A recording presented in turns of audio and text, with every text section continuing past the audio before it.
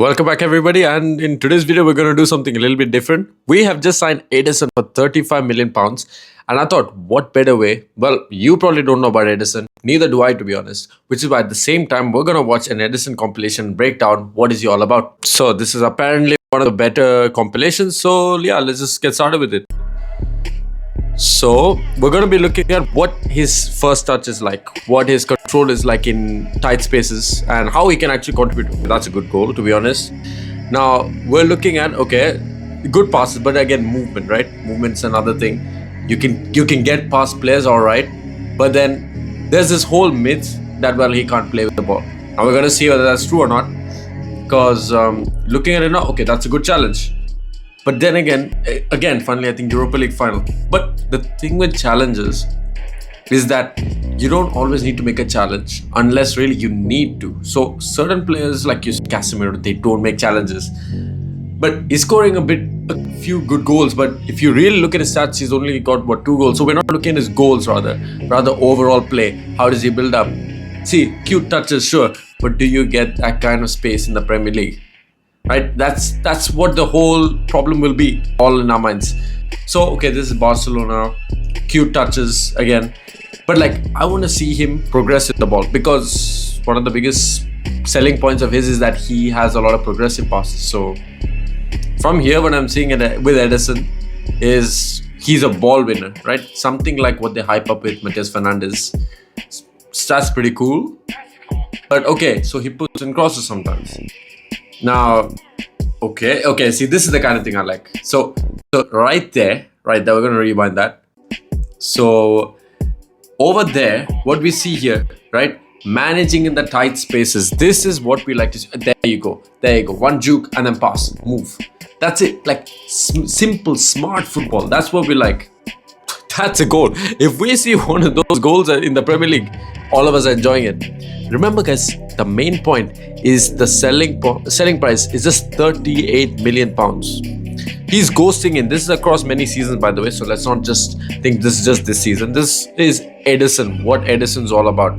He has cute moves here and there. That's fine, but we want to see him more carry the ball. That's what I'm still not seeing in this compilation. Because again, compilations don't make up the whole stories, but we're going to get an idea of what kind of player is he. Is he more one of those explosive players? The more I see this, they're making him look like this all-action midfielder. But then we want to see more control. How you know how you see Corby sometimes progress the ball a bit more. We want to see a bit more of that from this. So what we're seeing here is Ederson's trying to control. But here actually, again, calm control, calm play. I like that. But it's these kind of reckless passes to the back. Who have we seen do that a lot? Bruno. It loses us ball when it comes to the pivot. When you're 10, it's okay. Long range passing, well, that's a good example of that.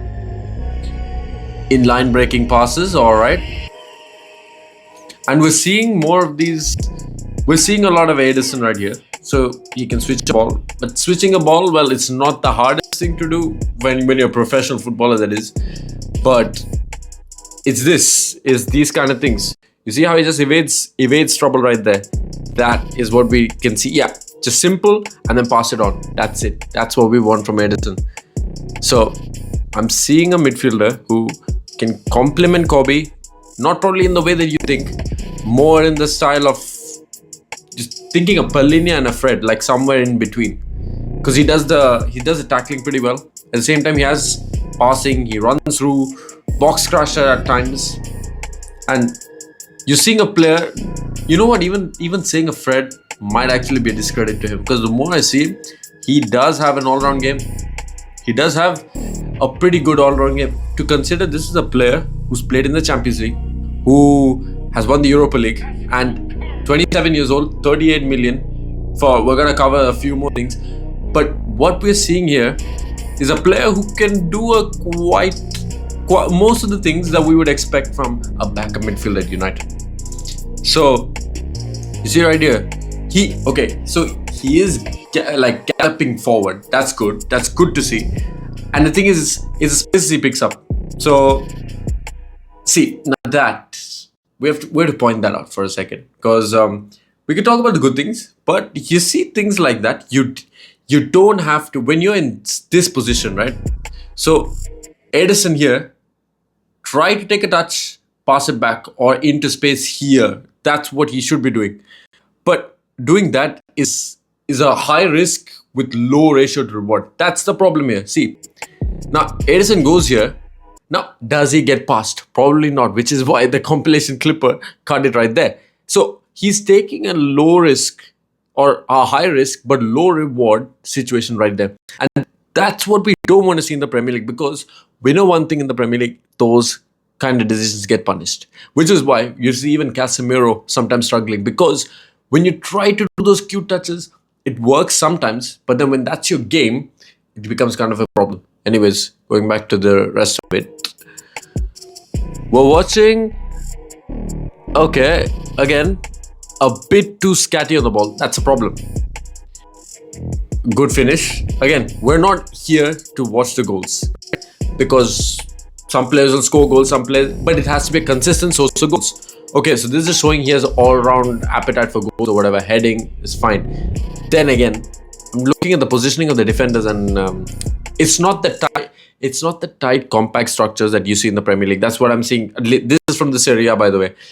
In the Premier League, you're going to face low blocks. You're going to face deep blocks. You're not going to have this space where you can see a midfielder ghosting through and then scoring headers. That just does not happen in the Premier League. And so can you expect Ederson to translate this? Well, it remains to be seen, but odds are not. But what we're seeing is a player who can mop up in a position where he's going to be doing a lot of this work, right? He's going to be doing the dog work. At the same time, he's technical enough to kind of play around. So are we really mad that we're signing Ederson now? Because to be honest with you, before seeing this compilation, I was more like, I don't know what's Ederson's repertoire. So I don't know what he's offering. But now we kind of see it. He's not a starter, by the way. He's going to be a bench option. We're going to see a player who's just running after the ball. Energy, passion, whatever you want.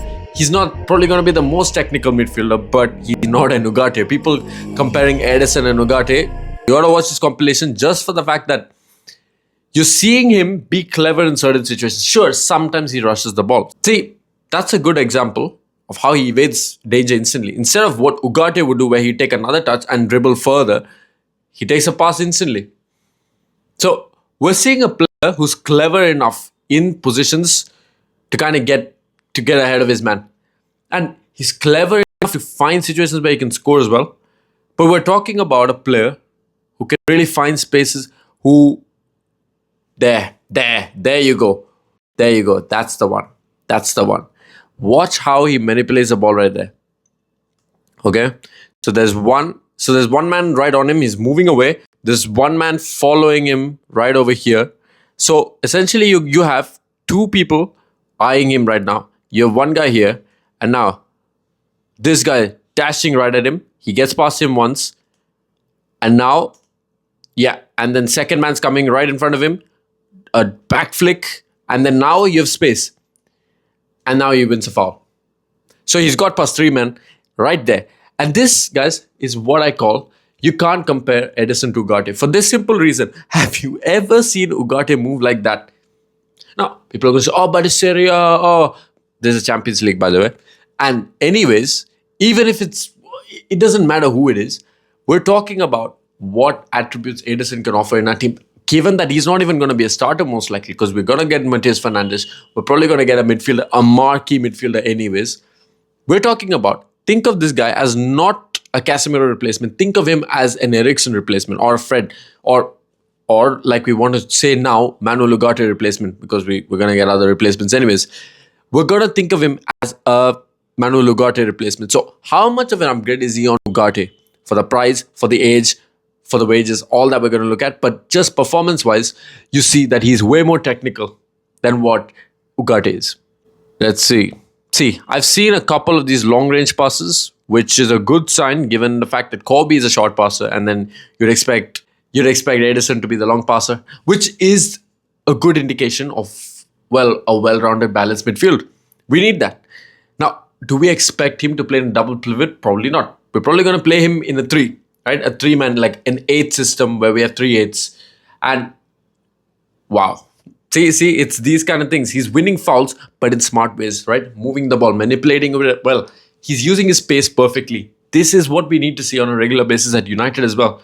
We can't expect, we can't expect all these players to be Kobe. At the same time, you can't expect all these players to be Ugarte as well. Because if you have one player of one kind of profile, you're not going to succeed. You're not going to go far.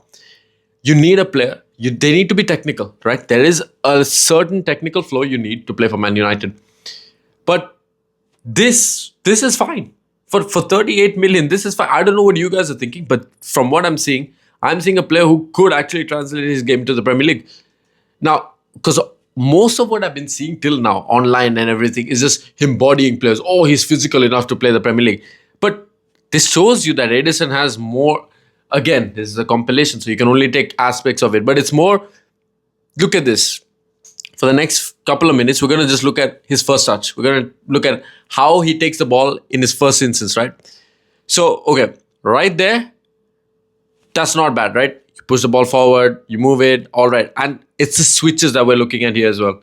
So, he can switch a ball, which is underrated, to be fair. We can say that everybody can switch a ball, but we don't have many players who can switch a ball right now, except Casemiro.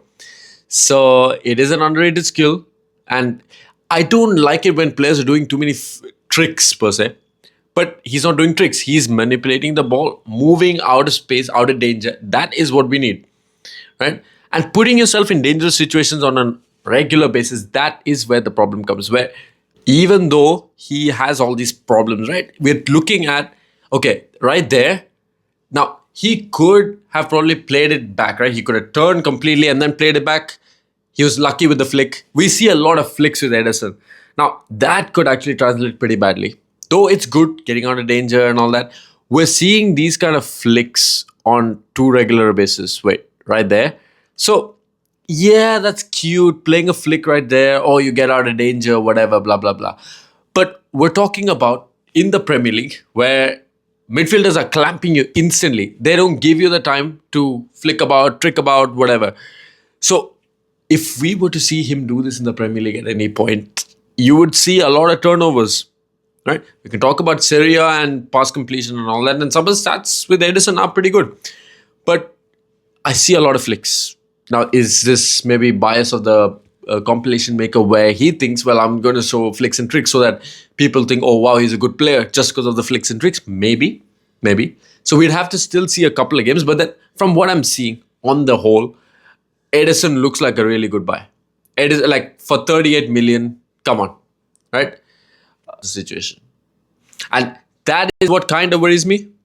If we're being real, like we're seeing aspects where he would be successful. We're seeing aspects where he's going to fail.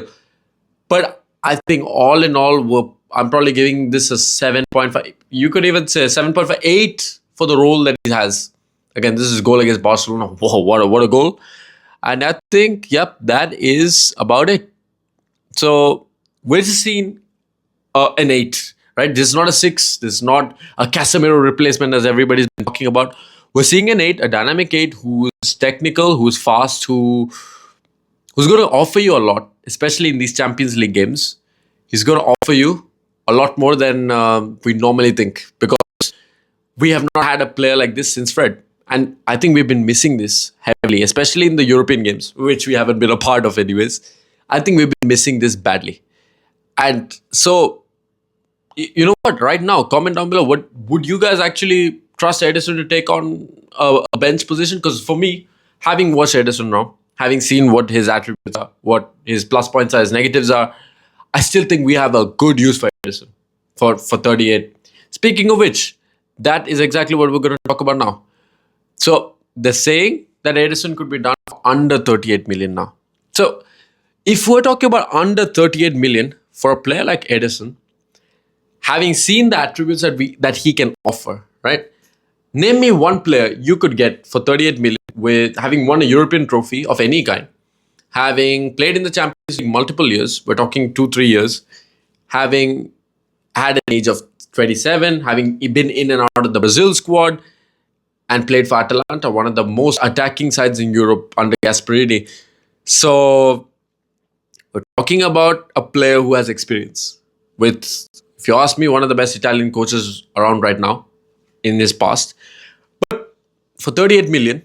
And the next part is also his wages, which is just 75K. For 75K, guys, we are getting a player that is technical, that is going to run around, going to show the passion for the club, for Man United, all that. And at the same time, he's going to give you long passes. He's going to give you some short passes. He's going to give you some flicks and tricks, some dribbles, right? He can progress the ball pretty decently.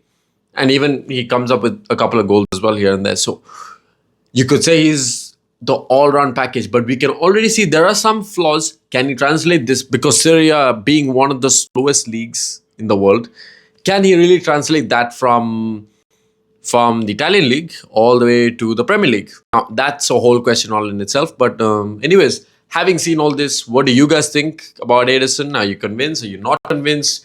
I would like to hear what you guys think down below. And yeah, 38 million. We've just signed a Brazilian gem, I would say, for the price for what we want. Fred replacement, Fred 2.0. See you all in the next one.